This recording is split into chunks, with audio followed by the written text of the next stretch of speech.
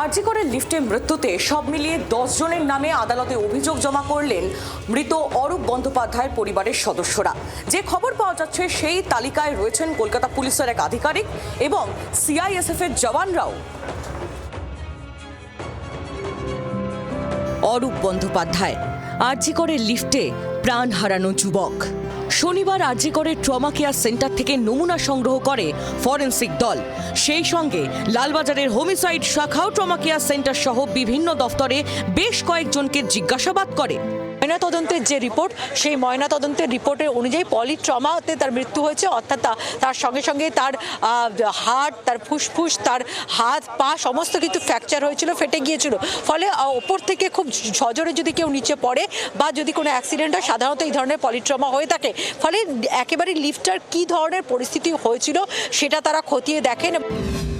অরূপের পরিবারের দাবি, লিফটে ওঠার পর থেকে তা কাঁপছিল এবং কোথাও থামছিল না। লিফট বেসমেন্টে কিছু সময়ের জন্য থামে। অরূপ স্ত্রী ও পুত্রকে দরজা ফাঁক করে বাইরে বার করলেও নিজে দরজার মাঝে আটকে যান। এই অবস্থাতেই অরূপকে নিয়ে লাগাতার উপর নিচে যেতে থাকে লিফট। কিছু সময় পরে লিফট থেকে অরূপের দেহ নিচে বেসমেন্টে গিয়ে পড়ে, একেবারে স্ত্রী ও পুত্রের সামনে। অরূপের 2 হাত, বুক, ঘাড়ে একাধিক আঘাত রয়েছে।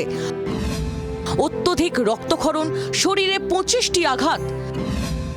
হৃৎপিণ্ড, ফুসফুস ও যকৃৎ ফেটে মৃত্যু বলে দাবি করা হয়েছে। ভেঙেছে পা, হাত, পাঁজরের হাড়।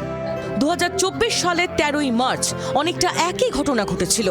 আলিপুরের ট্রেজারি বিল্ডিংয়ে শাহাবুদ্দিন নামে বছর 44-এর এক ব্যক্তির পা আটকে গিয়েছিল।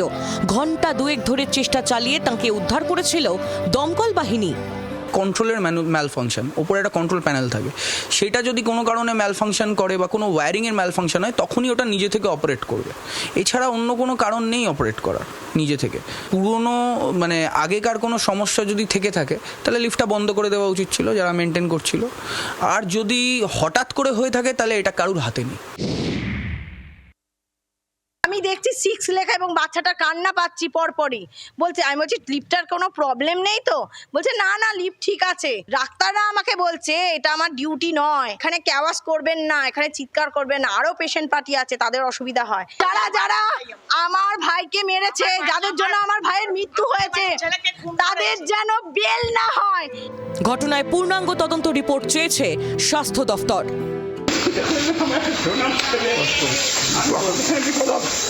My son, it's not like that. আমি জানেন না ও সোশ্যাল ওয়ার্ক ও সাংঘাতিক হোল দমদমে ছেড়েছিল। শুক্রবার ভোর 4:12 থেকে 5:15 এই 57 মিনিট সময়টাই আরজিকর মেডিকেল কলেজ হাসপাতালে লিফট বিপর্যয়ের ঘটনায় সবথেকে বড় প্রাইম টাইম স্বাস্থ্য ভবনের কাছে। ইতিমধ্যে নির্দেশ দেওয়া হয়েছে এই সিসিটিভি ফুটেজ 57 মিনিটে তা সংরক্ষণ করে রাখতে হবে, পাশাপাশি পূর্ণাঙ্গভাবে লিখিত আকারে জানাতে হবে কেন লিফটম্যান ছিল না সে সময়। ভোটের আবহে আরজিকর নিয়ে থেমে নেই রাজনৈতিক বিতর্ক।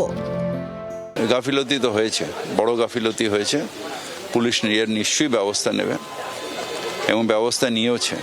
এটা রাজ্য সরকার সমস্ত পরিকাঠামোর ব্যবস্থা করে দিয়েছে। এবার স্থানীয় যে প্রশাসনগুলি রয়েছে, যাদের দেখভাল করার কথা, কেউ চুক্তিভিত্তিক হতে পারে, কোথায় গাফিলতিটা হয়েছে বা কোনো যান্ত্রিক ত্রুটিতে কি হয়েছে, তো এটা তাদের দায়িত্ব নিতে হবে। সেটা তো অতীন ঘোষ পরিষ্কার করে বলেছেন। কিন্তু শুভেন্দু বড় বড় কথা বলছে। আরজি করের ঘটনা দুর্ভাগ্যজনক, অবাঞ্ছিত। দমদমে অরূপ বন্দ্যোপাধ্যায়ের বাড়িতে যায় কংগ্রেসের এক প্রতিনিধি দল। অরূপের বাবার সঙ্গে কথা বলেন তাঁরা। মানুষের যে হাল হকিকত বুঝতে পারবেন এই চোখের জল, চোখের কান্না থেকে। কি বলছেন তার পরিবারের লোক। আমরা আইনি সহযোগিতা দেব, আমরা পরিবারের সঙ্গে রয়েছি, আমাদের লোকাল যারা রয়েছেন এখানে তারা থাকবেন। আরজি কর নিয়ে লাগাতার অভিযোগ, কবে থামবে এই বিতর্ক? তার দিকেই এখন তাকিয়ে সকলে। পিয়ালে মিত্র, নান্টু হাজরা, অয়ন শর্মা ও সৌমেন ভট্টাচার্যের রিপোর্ট, জি 24 ঘন্টা।